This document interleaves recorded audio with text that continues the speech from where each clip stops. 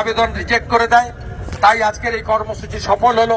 3টে বাজে 2-3 মিনিট বাকি আছে, আমি 5 মিনিট বাকি আছে।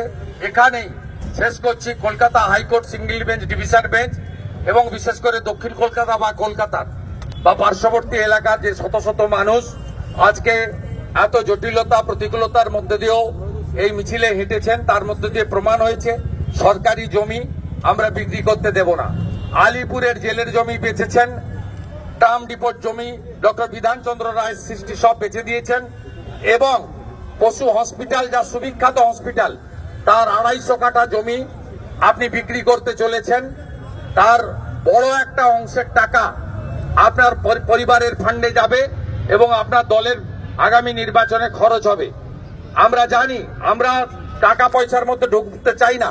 এই ঐতিহ্যমণ্ডিত চিড়িয়াখানার জমি, পশু হসপিটাল, তার 250 কাঠা তো দূরের কথা, 1 ছটাক জমিও আমরা বেচতে দেব না। ভারতীয় জনতা পার্টি দক্ষিণ কলকাতা, উত্তর কলকাতা, যাদবপুর, হাওড়া, আমাদের সাংগঠনিক জেলাগুলি সমস্ত মানুষকে নিয়ে যদি সিদ্ধান্ত না নেয়, গঙ্গাসাগর মেলা এবং মকর সংক্রান্তির পরে লাগাতার ধর্ণা ইত্যাদি আমরা করব এবং আমরা আবেদন করব সচেতন নাগরিকদের জনস্বার্থের মামলা করুন, রাজ্যপালের কাছে ডেপুটেশন করুন, কেন্দ্রীয় মন্ত্রী ভূপেন যাদবকে মেল করে এই অন্যায় এবং বেআইনি সিদ্ধান্তের প্রতিবাদ করুন। আমরা আপনাদের সাথে আছি। সমস্ত বিজেপির এমএলএরা, পুরো বিজেপি পার্টি আপনাদের এই লড়াইতে সঙ্গ দেবে। সবাই ভালো থাকবেন। ভারত মাতা কি জয়, ভারত মাতা কি জয়, শ্রীরাম, দুনিয়ার হিন্দু।